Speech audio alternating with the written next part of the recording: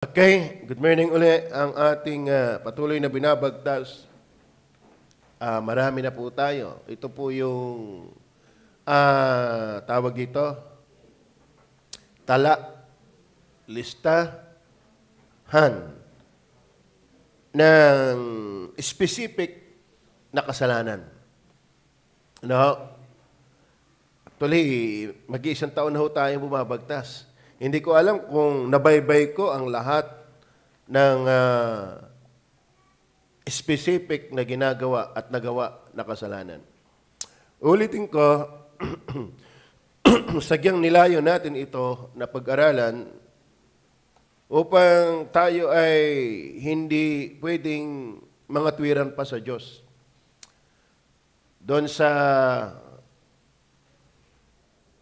questionin ng Diyos, bakit kala ko ang Diyos ay pag-ibig, bakit may mga dadalhin sa impyerno?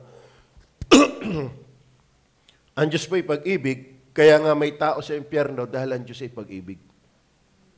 Oh, Pastor, parang hindi ka maintindihan yan. Ang Diyos ay pag-ibig, kaya may mga nasa impyerno.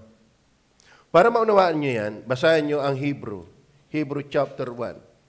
Ang Diyos ay pag-ibig, kaya may tao sa impyerno. In fact, hindi tao lang, mga tao. Nasabi ng Hebrew chapter 1, verse 9. Tingnan niyo po sabi. Andiyan pa ba kayo? Ang Diyos ba ay pag-ibig? So, sa iba, hindi magpaparusa ang Diyos dahil pag-ibig nga siya eh. Ito, inibig mo ang katwiran. At kinaputan mo ang kasamaan. So, bakit may impyerno? Bakit may mga tao sa impyerno? Dahil ang Diyos ay pag-ibig. Ano yung mahal ng Diyos? Katwiran. Ang masamang balita, tayo'y hindi matuwid. Sabi ng Bible, walang matuwid, wala kahit isa. Ngayon, mahal ng Diyos ang katwiran at kinapuutan mo ang kasamaan. Lahat ng taong makasalanan, hindi na mabuti sa paningin ng Diyos. Kaya yung pag-ibig na tayo iligtas, yun po yung soberanong pag-ibig. Pag sinabing soberanong pag-ibig, ginusto kita dahil ginusto kita. Minahal kita dahil minahal kita. At ang Diyos po ay hindi napakompromise yung kanyang katwiran. Kasi sabi niya, mahal niyang katwiran. Ba't niya? Paano niyang tamang mahalin ang makasalanan? Na hindi napakompromise ang kanyang katwiran nang minahal niyang kasalanan. Gumawa siya ng dahilan para ang kanyang katwiran ay hindi mapalagay sa balag ng alanganin. Ano kanyang ginawa? Nag-provide siya ng katwiran. Ibinigay niya ang kanyang bugtong na anak na nabuhay ng walang kasalanan para sa ating makasalanan. Kaya kung ikaw isasampalataya, hindi mali ang Diyos na ibigin ka. Bakit? Inibig ka dahil ng katwiran ni Jesus. Maliwanag ko ba yan? Kaya ikaw ay minahal, hindi dahil ikaw ay kamahal-mahal. Ikaw ay inibig, hindi dahil ikaw ay kaibig-ibig. Ikaw ay kinawaan, hindi dahil sa ikaw ay kaawa-awa. Kundi gumawa siya ng dahilan para mailapat niya yung banal at matuwid niyang pag-ibig. Ibinigay ang bugtong na anak. Maliwanag ko ba? Alagi kong ilustrasyon diyan, mga kapatid, wala akong panyo eh. Para lang, for the sake na maalaala ninyo at sa mga bago, ang ilustrasyon ko dyan ay halimbawa ako may panyo. Wala akong panyo eh.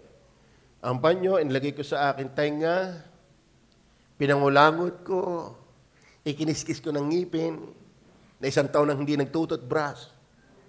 Ano ho?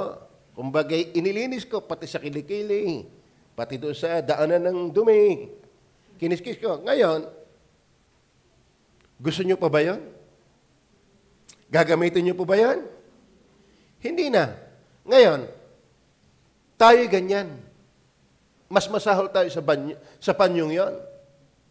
Na hindi tayo matatanggap ng Diyos. Pero ang ginawa ng Panginoon, kung ito yung panyo, binalutan niya. So, hindi na nakikita yung panyo, ang nakikita na yung bumalot. Naintindihan nyo ba yan? Para bagay yung Cloud9, merong mani sa loob, pero hindi mo na makita yung mani, balot na kasi ng chocolate. Alam niyo ba yan? Yung Cloud9, nakapangano ba kayo? Pastor, nakain ko yung Cloud10. Eh siya, malapit na yun doon. Yung Cloud10. Basta yung Cloud9. Yung Cloud9, may mga mani, may mga pili, binalutan ng chocolate, hindi mo na makita yung mani at saka pili. Bakit? Dahil ng chocolate. Ikaw at ako'y makasalanan. Pero dahil kay Kristo, binalutan ka ng katwiran. Amen? So, hindi na nakikita ikaw, ang nakikita na si Kristo. Kaya minahal ako ni Kristo, minahal ako ng Diyos, hindi dahil ko. Minahal ako ng Diyos dahil ni Kristo. At kung wala yan, mahal ng Diyos ang katwiran, hindi ka niya pwedeng tanggapin. Kaya yung matigas kay Kristo, ayaw sumampalataya kay Kristo, nasa galit ng Diyos. Bakit? Kinapuputan niya ang kasamaan, pero minamahal niya ang katwiran. Kaya mabuting balita, si Jesus lamang ang dahilan kung bakit tama ang pag-ibig ng Diyos sa iyo. At kung ipagpipilitin mo, yung relihiyon mo, binyagan mo, bautismo mo, pinag-aralan mo, kabantugan mo, hindi yan ang katwiran ng Diyos. Si Jesus ang katwiran ng Diyos. Maliwanag ko ba? Ngayon, binabaybay natin yan para imungkahi, para tayo ay hamunin na merong tayong kasalanan na hindi dapat binabaliwala. Dapat iluhod, dapat ikumpisal, ihingi ng tawad kay Kristo para si Kristo, ikaw ay mapatawad at ikaw ay tanggapin ng Ama. So, intensyon nating baybayin ang lahat ng listahan ng kasalanan. Ngayon, ang isa sa kasalanan ay yung heady. Heady. Sa Tagalog, balikan natin anong ibig sabihin ng heady. Diba? Traitors, ito yung ating pinag-aralan ng kabilang linggo. Kalain mo yan. Ang dami po nakalista. Iniisa-isa lang. Kaya dito mga kapatid, maganda dito sa simbahang ito. Inaay-ay. Amen? Para maintindihan natin yung Word of God, lalo yung mga gising, naiintindihan ako. Traitors, heady, high-minded. So doon tayo sa heady. Sa Tagalog, ano yun? Yun. Di kayo tayo gayaan. Amen?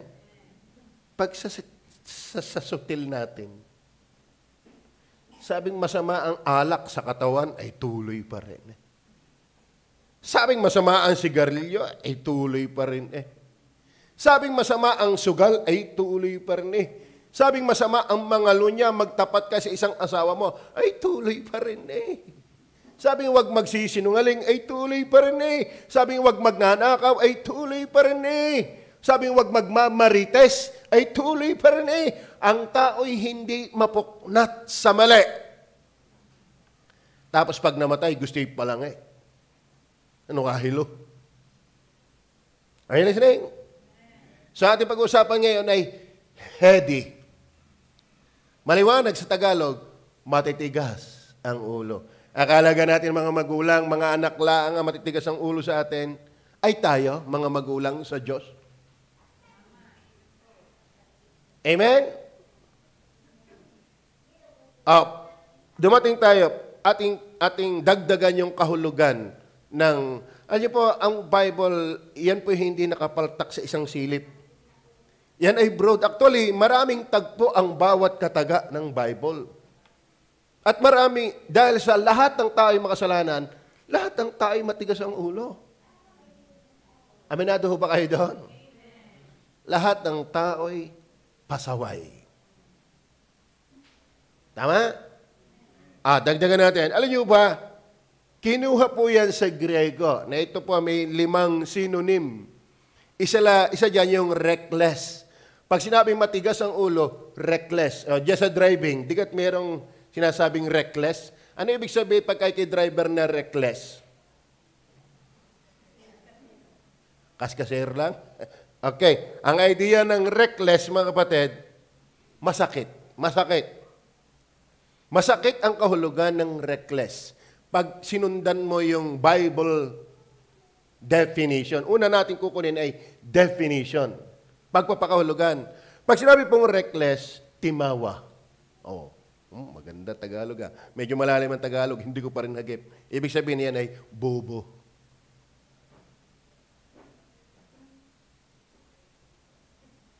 Kaya ako'y naglagay ng quotation sa Facebook. Ang matatalino talaga, ang tunay na matalino, ay yung sumusunod at patuloy na sumusunod sa Diyos. Dahil ang ibig sabihin po ng heady, sa Tagalog ay matigas ang ulo, yan po'y bobo.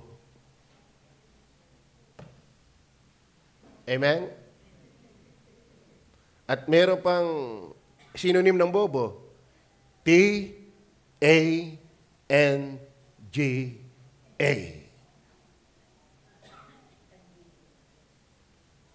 Are you with me?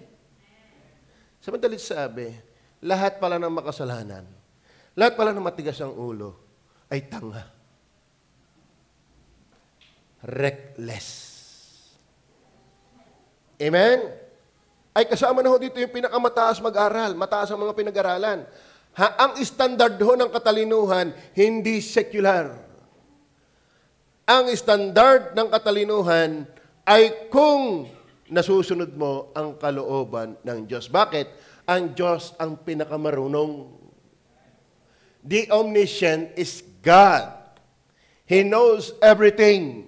At lahat ng kanyang sinabi, yun ang expression ng kanyang infinite wisdom.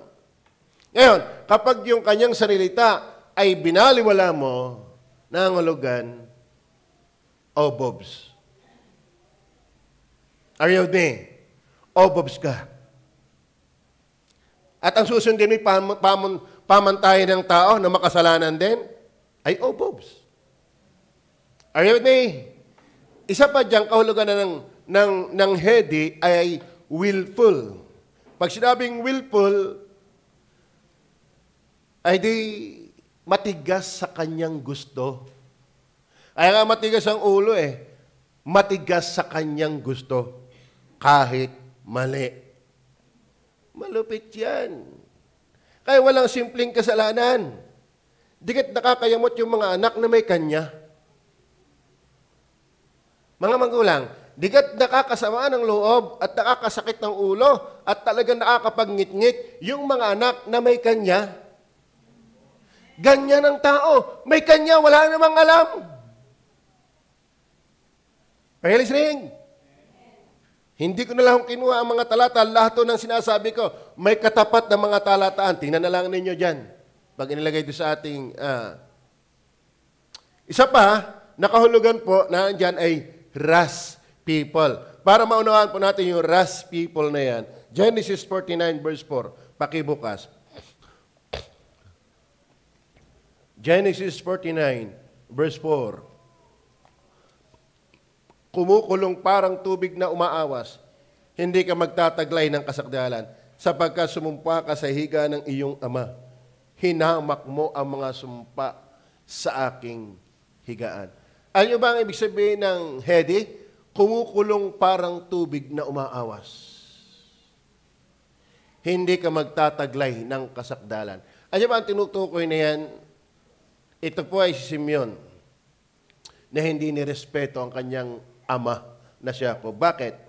Isa sa babae ni Jacob ginalaw ng kanyang anak na si Simon. Walang respeto ang ibig sabihin ng heady. Walang mataas na moral ang heady. Are you with me? Yan ang ibig sabihin ng wrath pagdating sa Bible. Ito pa, tingnan pa natin yung kahulugan. Nasa definition pa lang tayo. Ito, katulad ito ng willful. Headstrong. Headstrong. Ibig sabihin ng heady, reckless, willful, rash people, headstrong. Matigas ang ulo. At ito, pang-5, headlong. Ano ba ibig sabihin ng headlong? Tiwarik ang utak. Ano? Ayan ang ibig sabihin ng headlong. Tiwarik ang ulo. May yung ulo yata ay tiwarik. Di ka pagka nagagalit yung mga magulo, yung ulo mo yan tiwarik. Ibig sabihin, kaya nga obobs. Are you with me? Kaya nga, Bobs, ang mga taong matigas sa Diyos ay tiwarik ang utak. Are you listening? Maliwanag ho ba yan? Ang iyong bang utak ay tiwarik? Hindi simple. Hindi mababaw. Hindi para bagang libag lang na pwedeng giligilihin at nawawala. Ang kasalanan ay katigasan ng kalooban at ito'y kabubuhan. Amen? Tingnan niyo po, ang Matthew chapter 3 verse 2, bago ko malimutan, papaalala ko lang po. Matthew chapter 3 verse 2.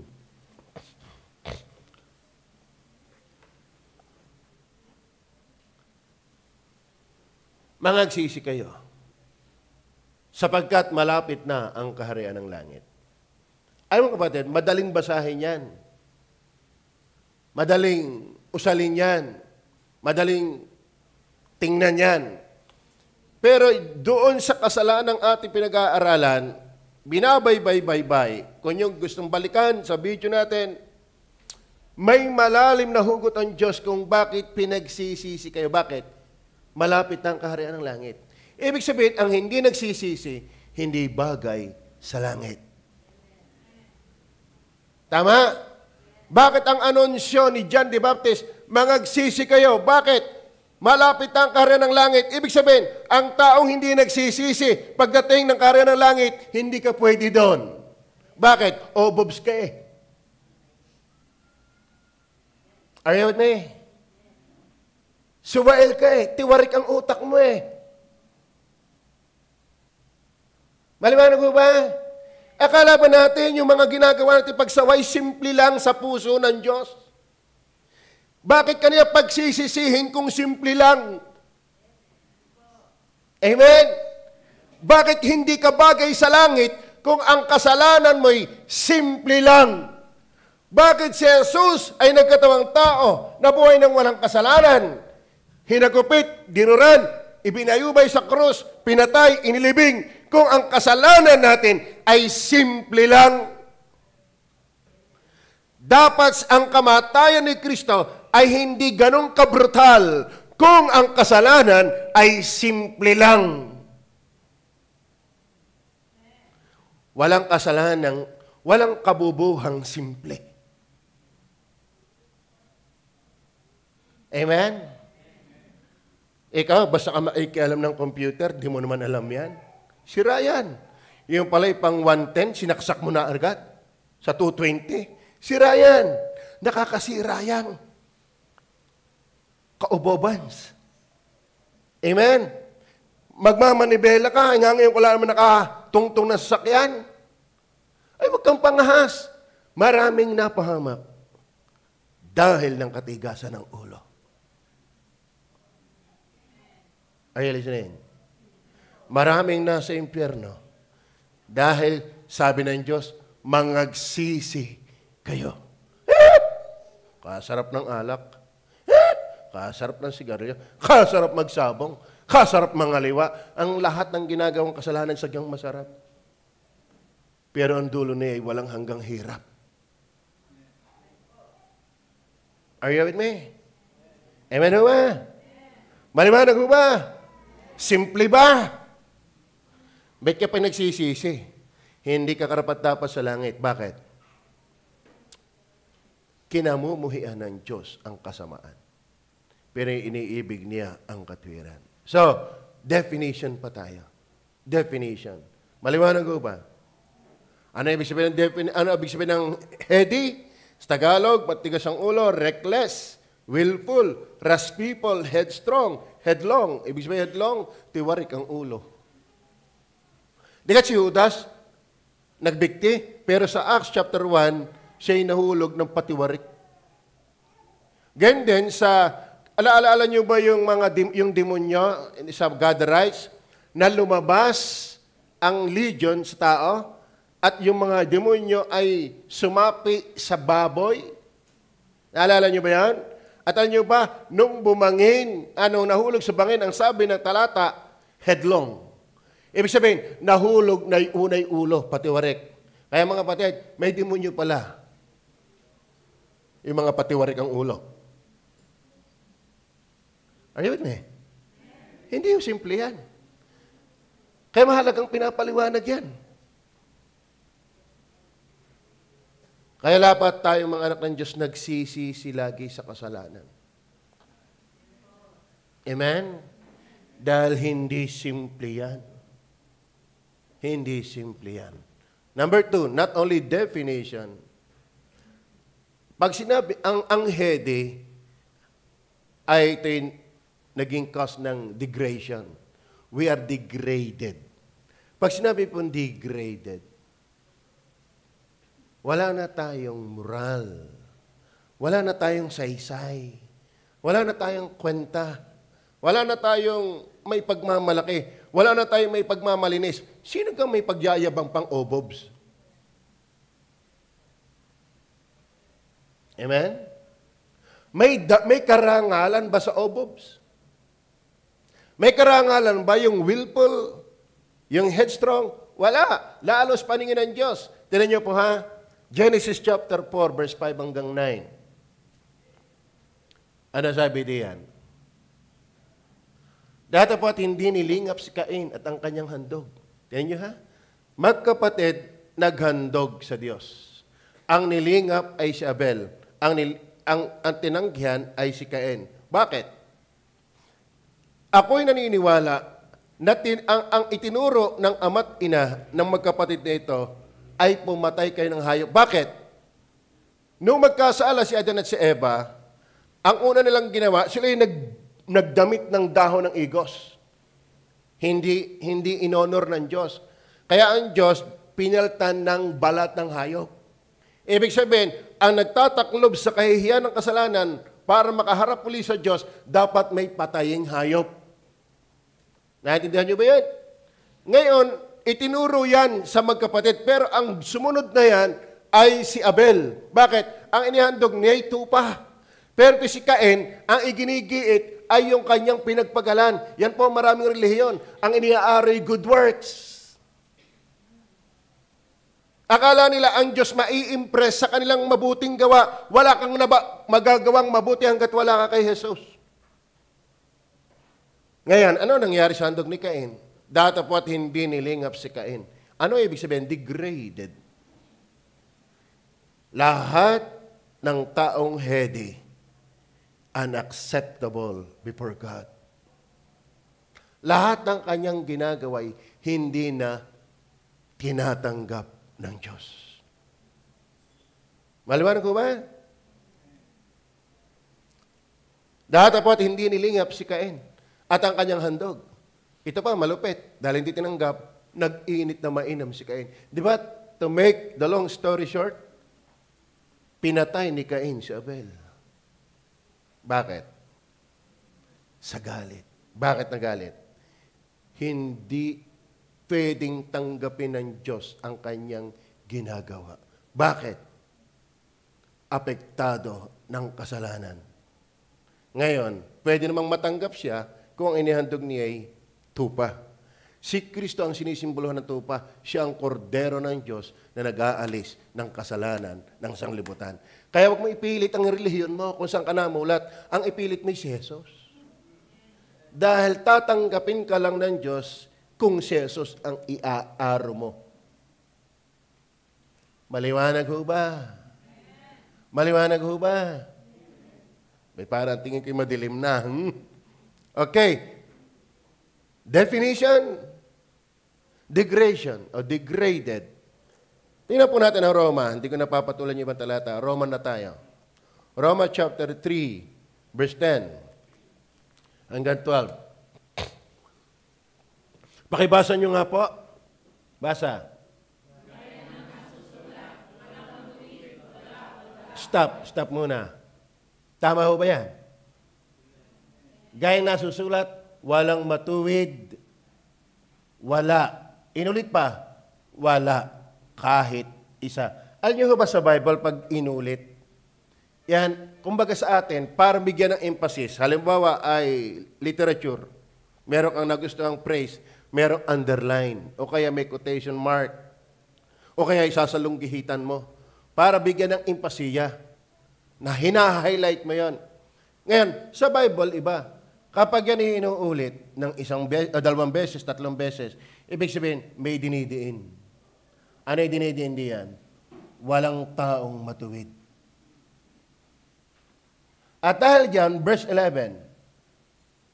Verse 11. Walang... Totoo na yun. Kaya biyaya yung hanapin mo ang Diyos. Hindi normal sa makasalanan ang hanapin ng Diyos. Ngayon, pagdating ng verse 12, tingnan niyo po. Sige, basa.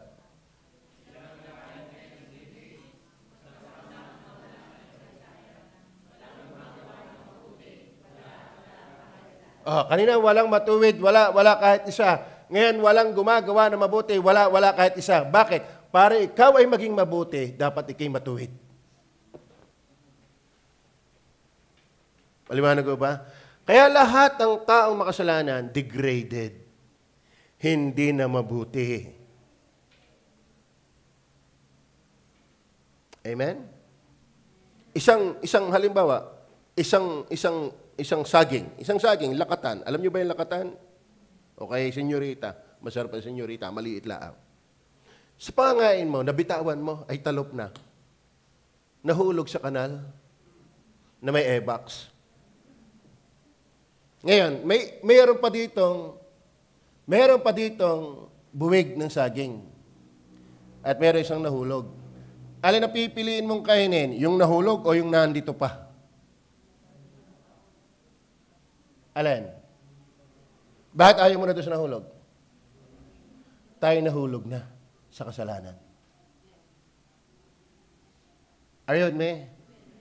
Hindi ka na gusto ng Diyos. Maliwanag ko ba? Ibig ko kakainin yung may tae na. Nasa kanal pa. Ayan, dami saging din eh. Paano ka tatanggapin ng Diyos? Hulog ka na sa kasalanan. Ngay, pahulog ka na sa silya eh. Doon pa sa kasalanan. Hindi. Are you with me? Amen o ba? Listen please. May mga anak kayo na dapat mapakinggan ito. Paano may papaunawa kung di mo naiintindihan? Paano mo sila iwiwin? Wala kang sasabihin. Ano sasabihin mo kung nandito ka, hindi ka naikinig ng ayos? Kawawa naman yung mga mahal mo sa buhay, walang maintindihan sa iyo. Amen? Maliwanag ko ba? Lapat ho ba ito sa ating buhay? Inaamin ho ba natin yan na tayo hulog?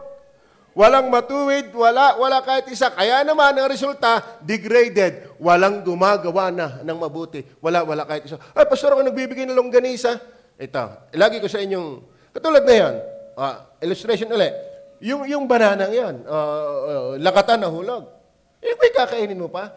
Kahit pwede mang kunin, pwede mo hugasan, pero the fact na yun ay nahulog na sa tae, sa kanal, imagine mo na kahit gayari, bigay ito, pagtsatsaga kong kainin, meron pa naman din eh.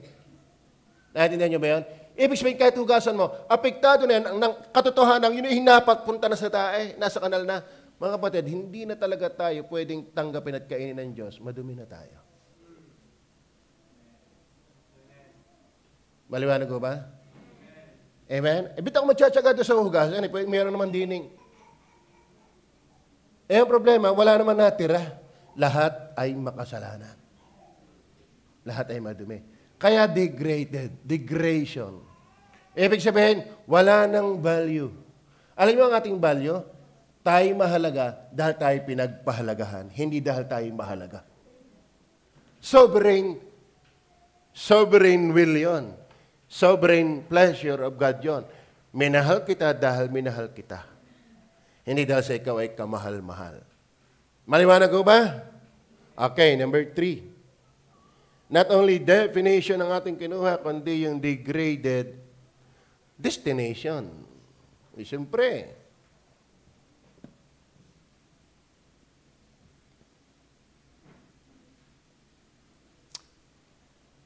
din sa likod,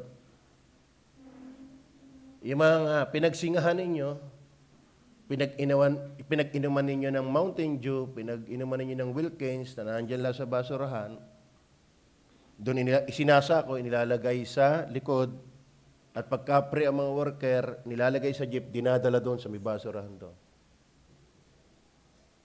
Alin ang mga inilalagay sa basurahan? Yun bang mga importante o yung wala ng halaga? So ang destination ng basura, sunugin. Ay mga kapatid, ang tao, para lang sunugin. Amen? Tama ba? Saan kayo ditong nakakitang dungising ng bahong-baho na yakap pa? Wala. Pag sinabing pangbasura, degraded. Ang mga wala ng kwenta, pangtapo na. At alam niyo mga kapatid, kung hindi ka lilimutin ng Diyos, susunugin ka na lang sa impyerno. Ayun bigyan natin ng paghambing. Mahaba ito Doon na lang sa Hope 5 verse 13. Basahin niyo lang sa inyong bahayan. Kanyang inuhuli ang pantas sa kanilang sariling kata at ang payo ng suwail ay napapariwara. Okay? Yung payo ng suwail ay napapariwara. Tayo yung suwail, tayo yung hede at napapariwara. Pag sinabi napapariwara, napapahamak. So lahat ng taong suwail, matigas ang kayuko, pasaway, ayaw magsisi, napapariwara. Pag sinabi napapariwara, napapahamak. Are you with me? Walang magandang kahihinatnan ang mga taong hindi nagsisisi ng kanilang mga kasalanan. Napapariwara. At hindi birong kapariwaraan yon. Wala akong simpleng kapahamakan. Yun lang kayo mahulog sa bangin, nakakatakot na. Yun lang bagyo, nakakatakot na. Yung tsunami, nakakatakot na. Yung pagsabog ng bulkan, nakakatakot na. Pero hindi yan po ang tunay na nakakatakot. Ang nakakatakot ay ang Diyos. Dahil siya magdadala sa walang hanggang parusa. Napariwara ang taong heady. Are you with me? So if I were you, repent. Tingnan pa natin ang talata. Proverbs 10 verse 8 and 10. Ang pantas sa puso ay tatanggap ng mga utos. Kita niyo, kaya yung matatalino, yan ay nasunod. Ang pantas, wise, sa puso ay tatanggap ng mga utos. Yan ay hindi barado sa aral ng Diyos. Yan ay talagang malambot. Pero, ngunit, ang madaldal na musmos ay mabubuwal. Verse 10. Siyang kumikindat ng mata ay nagpapapanglaw. Ngunit ang madaldal na musmos ay mabubuwal. Ano yung mabubuwal? Kanina, mapapariwara. Ngayon, mabubuwal. Ano yan? Merong masamang destinasyon. Kaya warning po ang salita ng Diyos sa sino man sa atin. Kung ikaw ay ligtas na, huwag kang pasaway. Kung ka naman hindi ligtas, lalong-lalong huwag kang pasaway. Magsisi ka ng iyong kasalanan. Napapariwara ka, mabubuwal ka. Tingnan pa natin. Acts 1:18. Acts 1:18. Ito na, sinasabi ko kay Judas. Kumuha nga ang taong ito ng isang parang sa magitan ng ganti sa kanyang katampalasanan at sa pagpapatihulog ng patiwarik ay pumutok siya sa gitna at sumambulat ang lahat ng mga laman ng kanyang tiyan. Alam niyo bang si Judas ay hindi lang namatay sa bigti? Sa pag-aaral ng mga theologians, mga Bible scholar, nung maglubid si Judas, ay nasa bangin yun. Nasa bangin. Kumbaga yung puno, siya ito patihulog. At hindi siya kara-karado namatay. Siguro sa pagpipiglas, sumabog ang kanyang tiyan. Siguro yung tindi ng hangin. Kaya mayroon talata sa Acts 1:18, kumuha mga taong ito ng isang parang sa magitan ng ganti sa kanyang katampalasanan at sa pagpapatihulog ng patiwarik ay pumutok siya sa gitna at sumambulat ang lahat ng laman ng kanyang tiyan. Sino yan? Si Judas. Sino si Judas? Matigas ang ulo. Obobs. Are you with me? Walang magandang kinabukasan ang katigasan ng ulo sa Diyos. Ang naglalagay sa atin ng magandang kapalaran, hindi ikaw. Mali yung sinasabi lang, ikaw ang gumuguhit ng iyong kapalaran. Ikaw ang gumagawa ng iyong kapalaran. No! Halimbawa, ikitulog, paano ka pa makakaguhit ng iyong kapalaran? May namamalayan ka pa ba doon? Yung iba nga, lasing na eh. Ito nga, ang guhit na kapalaran. Wala. Kapag matigas ang iyong ulo mo, sinabi ng Diyos, ito ang kapalaran mo. Ikaw ay mabubuhal. Ikaw ay mapapariwara. Ang pinakamalupit niyan, Revelation 21:8. Tingnan lang natin yan. Revelation 21, verse 8. Ngunit sa mga duwag at sa mga hindi mananampalataya at sa mga kasuklam-suklam at sa mga mamamatay tao at sa mga mapakyapid at sa mga manggagaway, at sa mga mapagsamba sa Diyos-Diyosan, at sa lahat ng mga sinungaling, ang kanilang bahagi ay sa dagat-dagatang nagnininga sa apoy at asupre na siyang ikalawang kamatayan. Kaya mga kapatid, don't be heady. Are you listening? Maliwanag ko ba?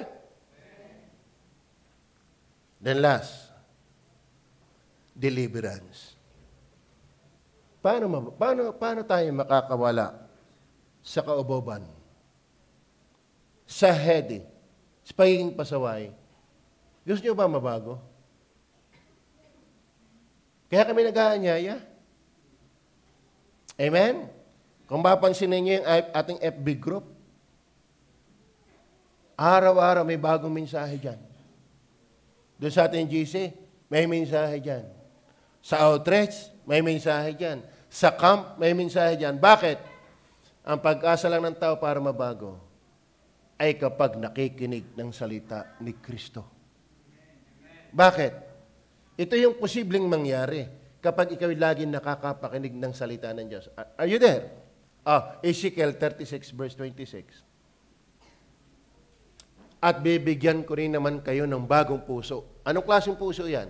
At lalagyan ko ang loob nyo ng bagong diwa at aking aalisin ang batong puso. Ibig sabihin, ang puso pala dati ng tao hanggat hindi ligtas, bato. Kaya nga heady. Kaya nga matigas ang ulo, bato eh. Pero ang klaseng puso ang ilalagay. Aking bibigyan kayo ng pusong laman. Are you with me? Saan galing yung pusong laman? Bibigyan ko kayo ng bagong puso. Kaya makinig kayo. Dahil ang pakikinig sa Diyos, yun ang pagkakataon niya para mabago ang disposisyon ng iyong puso. Kaya maraming magbabarik dating ngayon na bago. Ayaw na niya ng alak. Dating maninigarilyo, bakit na bago? Kasi napaltan ng bagong puso. Dating pusong batong pasaway, heady, ngayon po'y pusong laman, nasasaktan sa kasalanan. Nalulungkot sa kasalanan, nabibigatan sa kasalanan, kaya nagsisisi. Maliwanag ko ba?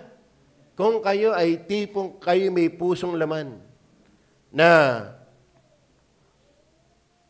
ang kakang meeting ko, kapatid ng tatay, mananahi siya, mananahi. Yung uso noon, yung mahaba ang buhok ng mga babae. Uso.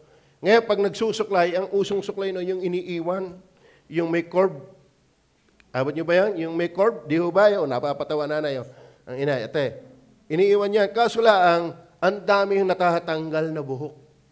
Kahit ng mga matatanda. Pero hindi tinatapon. Iniipon, tapos tinatahian ng heart, ng diamond. Ano? Pinag-ipon yun, yung pala, sundutan ng karayom. Sundutan ng karayom. Bakit buhok? Kasi malambot. Halimbawa, tiles, ang ilagay mo doon. Alam mo kung bakit maraming tao hindi maipunan ng Word of God? Tiles ang puso. Amen?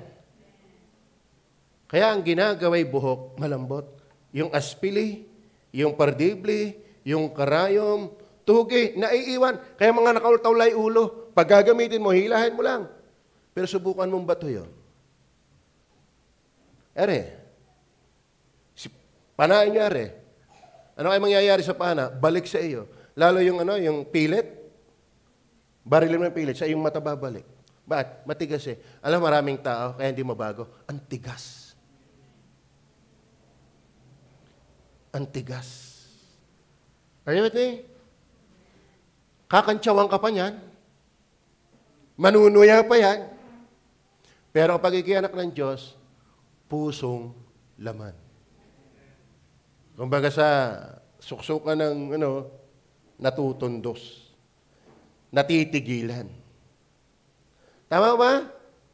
Kaya ang tunay na anak ng Diyos, meron talaga siyang naintindihan sa kanyang salita, naunawaan. Alam niya kung bakit siya palangit. Napatawad siya sa lahat ng kanyang mga kasalanan.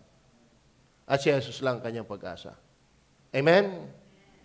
Kaya ba'y ligtas na? Gusto niyo ba maligtas? Makinig lagi kayo. Dahil mamamalayan mo, ba't ako'y ganito ngayon? Hinahanap-hanap ko na ang linggo. Hinahanap ko na ang salita ng Diyos. Kailangan ko na ang salita ng Diyos. Kailangan ko sumunod sa salita ng Diyos. Yan ang pusong laman. Napapasunod.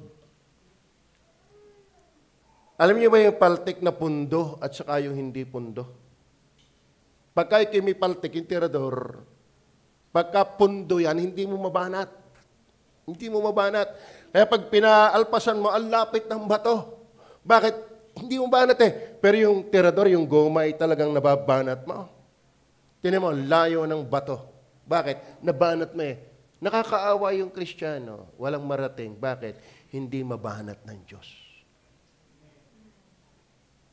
Are you with me? Maliwanag ko ba? Sana tayo nababanat. Hindi yung utas na ng babanat, wala pa rin. Nakakaawa ka. Ang salita ng Diyos ay sa ating kabutihan, hindi sa ating kapahamakan. Kaya dapat tayo malambot. Amen? Kahit nga sa bakal, may pundido. Yung ginagamit na pichel sa tunggaan, bakit alam kong pundido yan? Ay nasa agin ng baka ay putol eh. Are you with me? Then last, siguro na talata. Para tayo ay ma-deliver, sana meron tayong bagong pusong galing sa Diyos. Kailan nagaganap yan? Makinig kayo. Ang pananampalataya ng gagaling sa pakikinig at ang pakikinig na ito ay ang salita ni Kristo. Kaya mahalaga yung nakikinig. Ang ebidensya na may bagong puso, nakikinig ka. At ang pagkakataon na mabigyan ka ng bagong puso, nakikinig ka. Kaya yung hindi nakikinig, timawa yun o bobs yun.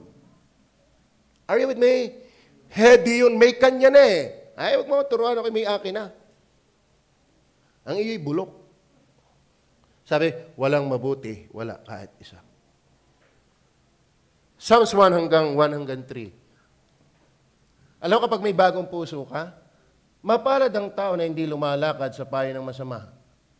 Ni tumatayo man sa daan ng mga makasalanan. Ni nauupo man sa upuan ng mga manglilibak. Mapalad ang tao na hindi kung ano-anong pinapakinggan. Kundi ang kanyang kasayahan ay are. Amen? Nasa kautusan ng Panginoon. Kaya nga makinig. Dapat yan ang iyong kasayahan. Hindi yung drama ng Korea. Amen? Hindi kung sino-sino po si Pilato. Ako'y nanonood din. Pinanood ko yung iginisa si Duterte sa Senado. Ako'y may aking komentaryo, hindi ko sasabihin sa iyo. Pero ako'y naikinig. Basta balita pinapahinggan ko. Kasi may value yan eh. Nang mag-aware ka rin sa nangyayari sa paligid. Pero mas pinapakinggan ko pagsalita ng Diyos. Mas mataas ang value nito. And what you value most is your real value. Tatandaan niyo ito. What you value most is your real value. Kapag hindi mo pinagpapahalagahan ang salita ng Diyos, wala kang value. kundi ang kanyang kasayahan ay nasa kautusan ng Panginoon. Wow. Kayo ba'y masaya ngayong umaga? Yan dapat. Yan dapat. Para ikaw ay magkaroon ng bagong puso o halatang may bagong puso, dapat ikaw ay may magandang asal pagdating sa salita ng Diyos. Sabi, at sa kautusan, ano yan? Kundi ang kanyang kasayahan, but his delight. Delight. Kumbaga, sa taong mahilig sa lumi, hindi mo na mapansin ang gisado, hindi mo na mapansin yung kanton, basta ikinakasugaga sa lumi. Hindi mo na makita dito may apritada pala, dito pala may kaldereta pala, dito pala may humba. Bakit? Mahilig ka sa lumi, hindi mo napinsan yan, nakita yan. Kasi your delight is in lumi. Pag ikaw'y masaya sa Diyos, kahit ang dami pong gagawin sa linggo, pupunta ako na simbahan. Kahit ang dami mong gawain araw-araw, nagbabasa ka ng banal na kasulatan. At sa kautusan niya, nagbubulay siya araw at gabi. Saan siya matutulad? Verse 3. At siya'y magiging parang punong kahoy na itinanim sa siping ng mga agos ng tubig. Saan ka nakakita na isang puno na ang kanyang pagkatanim ay malapit sa ilog? Ay hindi mo nadidiligan yan. Araw-araw dilig yan. Ganyan din yung mga taong mahilig sa salita ng Diyos, masigla yan. Masigla yan. Lalo pag sa Diyos, masigla yan. Na nagbubunga sa kanyang kapanahunan, ang kanyang dahon na may hindi malalanta. At anumang kanyang gawin ay giginhawa. Amen ho ba? Oh. Tama? Pagdaysin niyo yung halamang nadidilig at yung hindi. Alin ang gusto mong tingnan? Kaya kung gusto mo, ma-deliver ka, give your time to the Word of God. Kasi hindi mo malalaman na si Kristo ang tagapagligtas kung walang nangangaral ng Word of God. Amen? Ngayon kung naandito ka na, makinig ka naman. Amen? Alay mo, naandito ka na. Hindi mo pa na-enjoy. Naligo ka pa naman para dito. Nagpabango ka pa naman dahil dito. Tapos wala lang, hindi sayang ang pabango. Amen? Amen? Last verse. Acts chapter 2, verse 41 and 42. Ano pa ba kaya? Pakibasa nyo nga. Basa.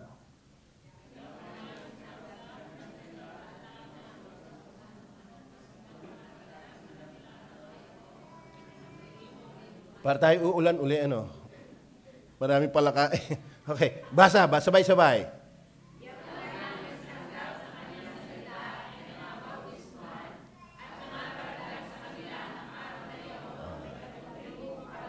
Stop muna. Sino yung nabautismuhan? Sino yung naparagdag sa church? Yung nagsitanggap ng kanyang salita. Kaya ikaw, hindi ka naikinig, wala ka naiintindihan, baka ang bautismo mo, hilaw din. Amen? Kasi ang bisa at talab ng iyong bautismo, kung masaya kang tumanggap sa kanyang salita. In fact, sa English yan, they that gladly receive His words. Not just receiving His words, but gladly receiving His words. Gusto niyo mamaligtas sa buhay na obobs? Ang nagpapatalino yung Word of God. Kaya listen. Amen? Read your Bible every day. Kasi, hindi ka alam kung tagapagligtas si Jesus. Paano maintindihan si Jesus tagapagligtas, di ka naman nakakapakinig ng Word of God? Nakikinig ka na, hindi ka naman nandito ka na, hindi ka pa rin naman nakikinig. Di sayang. Kumbaga sa yung sa school, ako sana ang honor The place, bakit? Ang tinawag ay yung kadais ko. The place. Nasa langit na sana Sayang, hindi ako nakinig ng ayos. Then they that gladly receive His word. Masaya ba kayo sa mensahe ng salita ng Diyos? Naintindihan niyo ba yan? Ipinapaunawa ng Word of God na walang ibang tagapagligtas kundi si Jesus. Bakit? Ang Diyos ay pag-ibig. Alam niyo po, katulad yung katotohanan ng prinsipyo, ang Diyos ay pag-ibig, kaya hindi ako dadal sa impyerno. Naunawaan niyo ba yun na ipaliwanag natin? Kasi ang babaw ng silip ng tao sa Diyos ay pag-ibig. Ang labas ng Diyos, konsentidor. Amen? Para baga ang Diyos walang bawal, walang masama sa Diyos, tanggap niya ang lahat. No! Pag sinabi ang Diyos ay pag-ibig, mahal niya ang katwiran. Kaya delikado ka pag ang mahal mo ay kasalanan. Tama ba? Dapat si Jesus ang ibalot sa iyo. Yun. Paano mo naintindihan yun? Kasi may Word of God.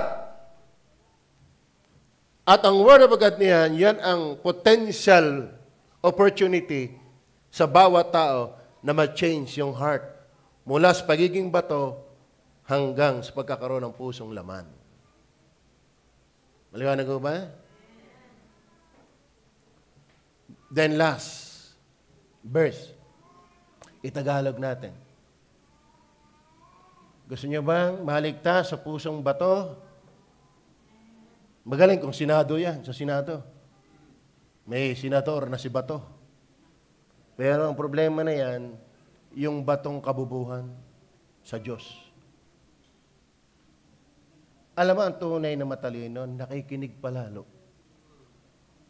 Kaya sabi ng Bible, payuhan mo ang matalino at lalo siyang tatalino. Pero ang mangmang, hindi yan nakakaintindi. Are you with me? Pakibasa.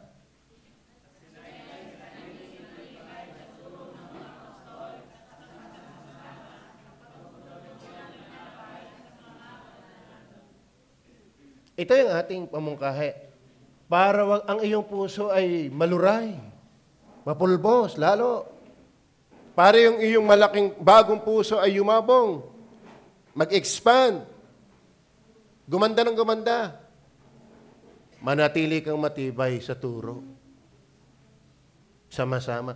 Kaya may namumungkahi ko kayong lagi kayong sumimba. Amen? In fact, yung sumisimba, ebidensya na meron ka ng bagong puso.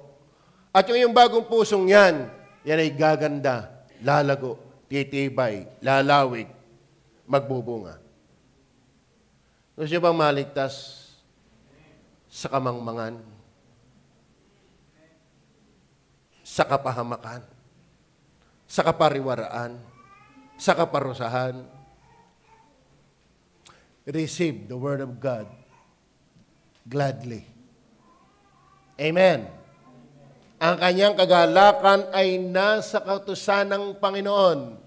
At dito siya nagbubulay araw at gabi. Saan siya ihahambing? Sa punong natanim sa tabi ng ilog. Ano mang kanyang gawin igiginhawa, ang kanyang daw hindi nalalanta. Kaya yung masayang membro, yan ay nagbabasa lagi ng Biblia. Ay lalanta-lanta laging membro, ayan o, delikado yan. Heady yan, heady. Nakakita ba kayo ng drawing, yung sa Facebook, minsan nakita ko? Ang liit ng katawan, as in, ang liit ng drawing, pero laki ng ulo. May problema yun. So, maliwanag ko ba? Sila ay nagsipanatiling matibay sa turo ng mga apostol. If you want to be delivered from being heady, give your time to the Word of God. Not just time, much time. Attend regularly. Read your Bible regularly. Lumago tayo sa Diyos. Isang araw, hindi na tayo obobs. Amen? Dahil ang Bible, nagpapapantas yan sa mangmang. Huling talata, Psalms 19. Psalms 19. Tingnan niyo po. Psalms 19. Dito tayo magtapos. Naalala ko lang.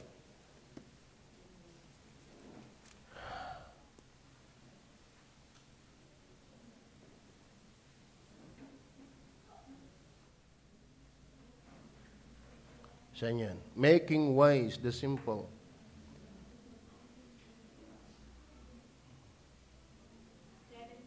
Seven.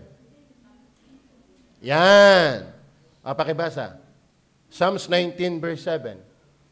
Ang kautusan ng Panginoon ay sakdal na nagsasauli ng kaluluwa. Ang patutuo ng Panginoon ay tunay na nagpapapantas sa hangal. Sa English, making wise the simple. Kaya hindi ka na obobs if you have your time, much time to the Bible. Kaya naanyayahan namin kayo. Amen? Marami ng mga reliyon, hindi naman ganyan magpaliwanag. Tama? At takot pang makasakit. Dito masaktan yung masaktan. Pag totoo na ang Bible, sino ka? Ang mahalaga, tumuhog yung salita ng Diyos nang tayo ay mabago ang puso. Ang bagong puso, yan ang bagong buhay.